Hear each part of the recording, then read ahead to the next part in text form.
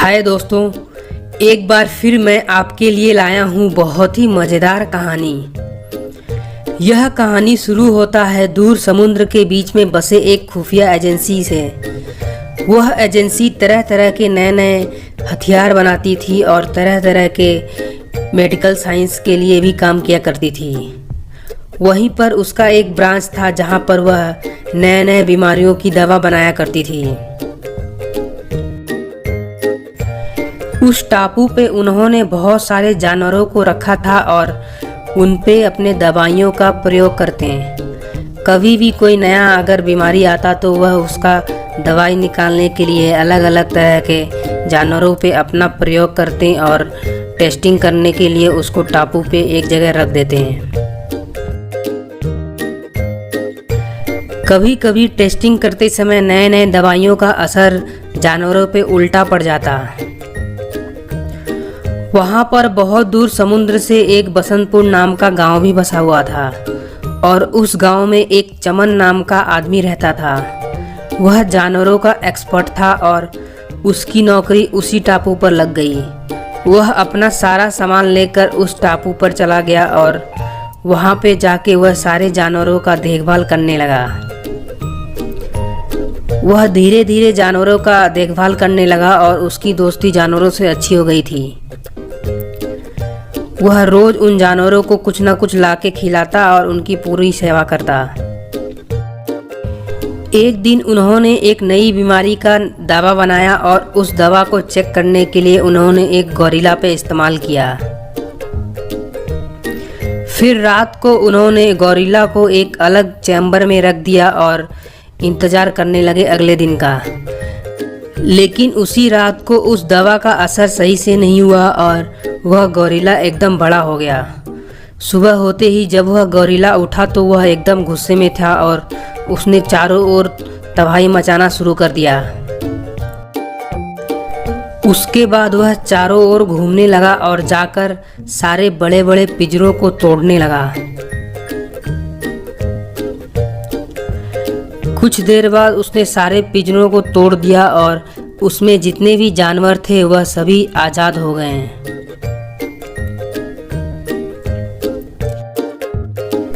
इस तरह उस बड़े गोरिल्ला ने पूरे टापू पर एकदम तबाही मचा दिया था और वह वहां पर सब कुछ तोड़ने लगा। उस गोरिल्ला को रोकने के लिए उन्होंने बहुत सारे हेलीकॉप्टर भेजे, लेकिन वह गोरिल्ला एकदम गुस्से में था और उसको जो भी मिल जाता वह उसको तोड़ने लगता। हेलीकॉप्टर के आते ही उस गोरिल्ला ने हेलीकॉप्टर पर हमला करना शुरू कर दिया। फिर उसके बाद वह एक हेलीकॉप्टर को मार के नीचे गिरा देता है और वह टूट के बिखर जाता है। सभी हेलीकॉप्टर एक ही साथ उस गोरिल्ला पे हमला कर देते हैं, लेकिन वह गोरिल्ला नीचे गिरते ही वापस उठ जाता है और हेलीकॉप्टर पे हमला करना शुरू कर देता है। थोड़ी देर बाद वह हेलीकॉप्टर पे कूद के सारे हेलीकॉप्टर को तोड़ देता है। उधर मेन ब्रांच के टापू पे लोग बात कर रहे थे। देखो, इस गोरिल्ला को रोकना बहुत मुश्किल है। शायद हमको रोबोट्स का इस्तेमाल करना पड़ेगा। तुम कहो तो हम सभी रोबोट्स भेज देते हैं और इस गोरिल्ला को रोकने की कोशिश करते हैं। उसके बाद वह पहले एक बड़ा सा रोबोट भेजते हैं और चमन दौड़ के आता है और उस रोबोट में बैठ जाता है। फिर वह रोबोट उड़ते हुए सीधे गोरिल्ला के पास जाता है। वह गोरिल्ला वहां पर एकदम गुस्सा था और सब कुछ तोड़ फोड़ कर रहा था। तभी वह रोबोट उस गोरिल्ला के सामने आ जाता है। वह गोरिल्ला उस पर भी हमला करने वाला होता है, लेकिन तभी उसका दरवाज़ा खुलता है और उसमें से चमन निकलता है। फिर चमन को देखते ही वह गोरिल्ला थोड़ा सा शांत हो जाता है। फिर चमन उस गोरिल्ला से बात करने लगता है। तभी पीछे से वह लोग और भी बहुत सारे रोबोट्स भेज देते हैं। उनमें से एक रोबोट बेहोश करने वाली दवा ले जाकर उस गोरिल्ला के ऊपर इंजेक्ट कर देता है।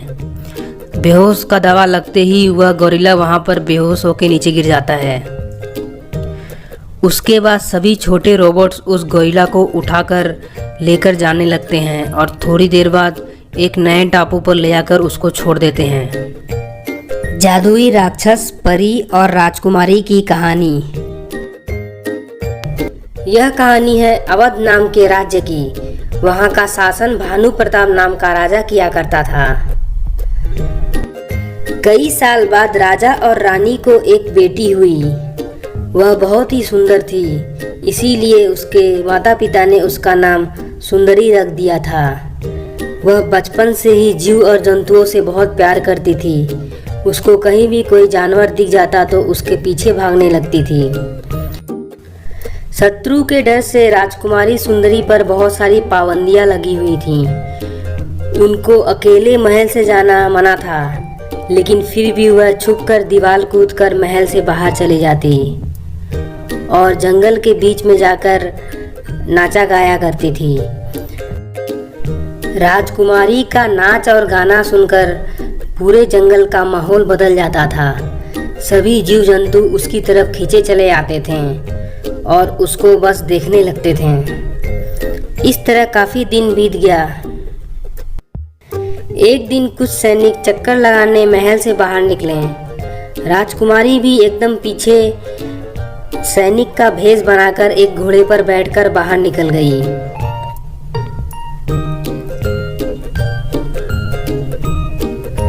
बाहर आते ही राजकुमारी घोड़े को लेकर वहां से भाग निकली। राजकुमारी को भागता देख सभी सैनिक उसका पीछा करने लगे। उनको लगा कहीं राजकुमारी कहीं किसी मुसीबत में ना फंस जाए, इसीलिए उसका पीछा करने लगे। लेकिन राजकुमारी घोड़े को तेज दौड़ाते हुए बहुत दूर निकल चुकी थी और सभी सैनिक वापस महल की ओर आ गए। उनको लगा कि राजकुमारी शाम तक वापस आ जाएगी।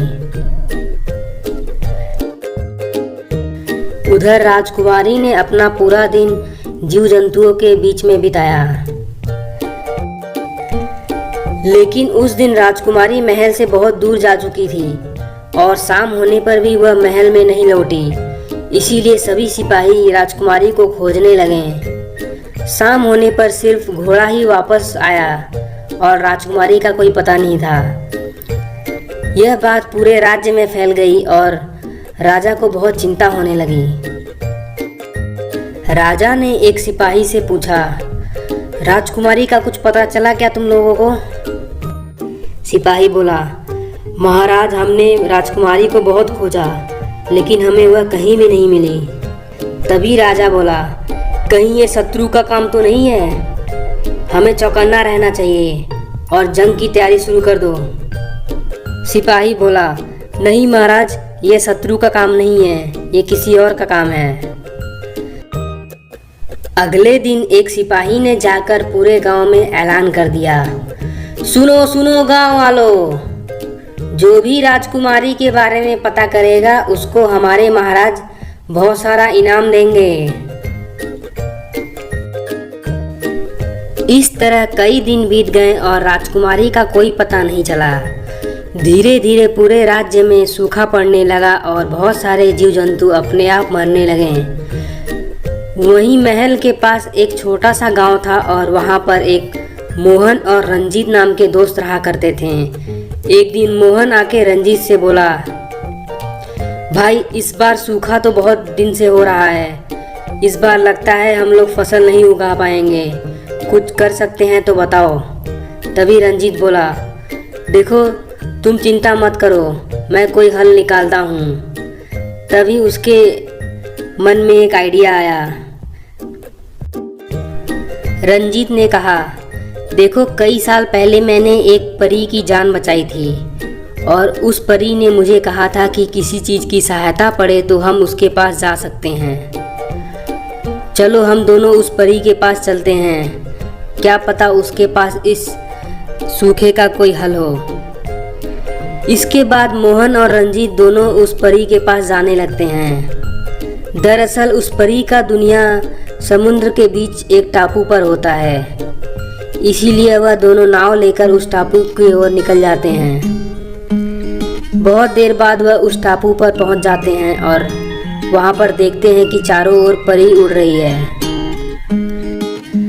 फिर वह दोनों वहां पर उस परी से जाकर मिलते हैं। परी बोली, तुमको बहुत दिन बाद देखकर बहुत अच्छा लग रहा है। फिर रंजीत ने परी को अपनी पूरी कहानी बताई, किस तरह उनके गांव में सूखा पड़ना शुरू हो गया था। तभी परी उनको रानी परी के पास ले जाने लगती है। रानी परी ने उनको एक जादुई छड़ी दिया और कहा, देखो, इस जादुई छड़ी का इस्तेमाल करके तुम किसी भी निर्जीव चीज़ों को पेड़ पौधा बना सकते हो। इसका इस्तेमाल कभी भी किसी जीवित चीज़ों पे मत करना, गलत असर पड़ सकता है। फिर वह दोनों उस छड़ी को लेकर समुद्र से वापस घर जाने लगते हैं। लेकिन तभी रास्ते में मोहन के दिमाग में एक आइडिया आता है, क्यों ना मैं इस छड़ी का प्रयोग करके देखूं, क्या ये सच में काम करता है। तभी उसको कुछ तैरता हुआ दिखता है और वह छड़ी का जादू उस पर चला देता है। मोहन गलती से वह जादू एक छोटे से जलपरी पे चला देता है और जल्दी से छड़ी रंजीत को पकड़ा के खुद नीचे बैठ जाता है। तभी उस छोटे से जलपरी की माँ आ जाती है और रंजीत को मार के नीचे गिरा देती है।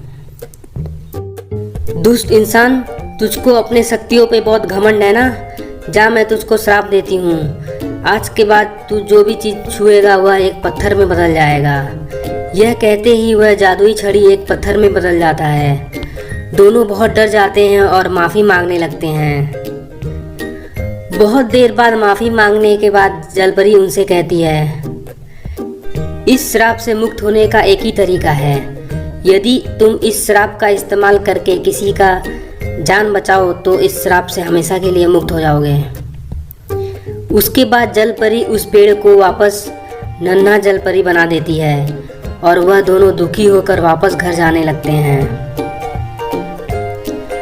तभी रास्ते में मोहन कहता है, रंजीत भाई, नाव को मत छूना, नहीं तो ये भी पत्थर में बन जाएगा और हम लोग डूब जाएंगे।